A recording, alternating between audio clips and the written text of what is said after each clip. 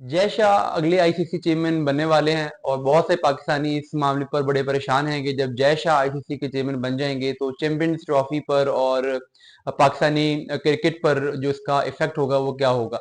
तो दो तीन चीजें हैं। पहले तो कि ये आईसीसी चेयरमैन बनता कैसे है, मैं शॉर्ट सा इसका एक आपको ब्रीफ सा ओवरव्यू देता हूँ और फिर इसके पास पावर्स क्या होती हैं, ये पाकिस्तान क्रिकेट को किस तरीके से अफेक्ट कर सकता है। देखिए, जो अभी आईसीसी चेयरमैन है इनकी जो टर्म है वो नवंबर में खत्म हो रही है, नवंबर के लास्ट वीक में।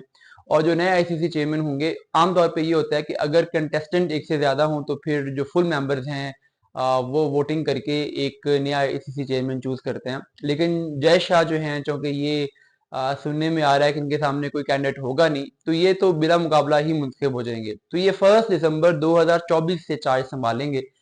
अब जब ये चार्ज संभाल लेंगे तो उस वक्त तक जो आईसीसी चैंपियंस ट्रॉफी के बारे में जो दो बड़ी मीटिंग्स होनी है वो इससे पहले हो चुकी होंगी। दोनों मीटिंग्स आईसीसी चैंपियंस ट्रॉफी के बारे में जो होंगी उनमें कुछ लॉजिस्टिक मामला भी डिस्कस किए जाएंगे, सिक्योरिटी इश्यूज को भी डिस्कस किया जाएगा, पीसीबी की जो तैयारी है उसको भी देखा जाएगा। तो उस लिहाज से तो जय शाह के चार्ज लेने से पहले ही चैंपियंस ट्रॉफी के मामला काफी हद तक सॉर्ट आउट हो चुके होंगे और जो भी डिसीजन होना है वो हो चुका होगा। तो इस लिहाज से हम कह सकते हैं कि शायद दिसंबर में अपॉइंटमेंट से पीसीबी के आईसीसी चैंपियंस ट्रॉफी करवाने के प्लान के ऊपर कोई खास फर्क नहीं पड़ेगा। लेकिन ये जरूर होता है, लॉबिंग की दुनिया में हम जानते हैं कि जो करंट होता है सिर्फ उसी की इंपॉर्टेंस नहीं होती, बल्कि जो फ्यूचर और अपकमिंग होता है उसकी भी बड़ी वैल्यू होती है।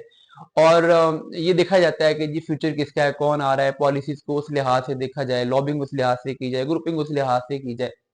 तो वो उसका इम्पैक्ट पहले भी हो सकता है। जैसे अभी उनकी नॉमिनेशन हो गई है, उनके बारे में खबरें चल रही हैं, तो अभी से उनका इम्पैक्ट आना स्टार्ट हो जाएगा। लेकिन फिर अगला सवाल ये है कि आईसीसी चेयरमैन की पावर्स होती क्या है, क्या वो इतना पावरफुल है कि वो अपनी मर्जी से सारे डिसीजन करवा सके। तो कानूनी तौर पे आईसीसी चेयरमैन के पास कोई वीटो पावर नहीं है, यानी अगर मेजोरिटी मेंबर एक तरफ हैं और आईसीसी चेयरमैन कहे कि नहीं हमने ये नहीं करना, हमने तो ये करना है, तो वो अकेला अपनी मर्जी नहीं करवा सकता। तो इसमें एक किस्म का वोटिंग ही होती है, ये डेमोक्रेटिक प्रोसेस होता है और उसके अंदर जो भी मेजोरिटी मेंबर्स कहें वही बात मानी जाती है। और जो एक ऐसा पर्सन जो कि चाहे वो आईसीसी चेयरमैन है बट अगर वो मेजोरिटी के साथ नहीं है तो उसका डिसीजन नहीं माना जाता। तो उस लिहाज से जय शाह अकेला आईसीसी चेयरमैन बनकर भी पाकिस्तान क्रिकेट बोर्ड के ऊपर कोई ज्यादा इफेक्ट कर नहीं सकेगा। लेकिन ये होता है कि चूंकि बहुत सारे लॉजिस्टिक मामला की अप्रूवल देनी होती है, फंडिंग देनी होती है, फिर बड़ा ताकतवर बोर्ड है, तो और फिर जब आईसीसी चेयरमैन को अदा भी साथ मिल जाए तो लॉबिंग करके मेंबर्स को साथ मिलाना निस्बतन ईजी हो जाता है। जैसे किसी भी ओहदे के सरबराह के लिए अपने मेंबर्स को साथ मिलाना इस लिहाज से ईजी होता है कि वो बहुत सारी उनको फेवर्स दे सकता है, बहुत सारी ऑफर्स कर सकता है, तो वो एक एलिमेंट जरूर है।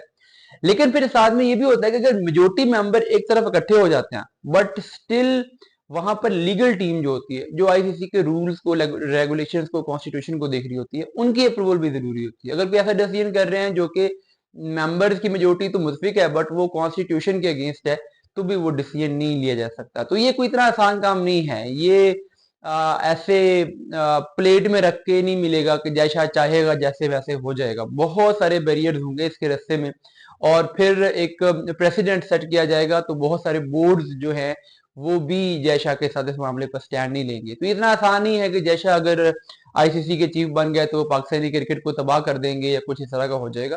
तो इसलिए तसल्ली रखें, इजी रहे। बस एक सरमोनियल सा ओहदा होगा, सरमोनियल सा चेंज होगा। मुझे नहीं लगता कि इससे ज्यादा कोई इफेक्ट इस चीज का पाकिस्तान क्रिकेट के ऊपर हो सकता है।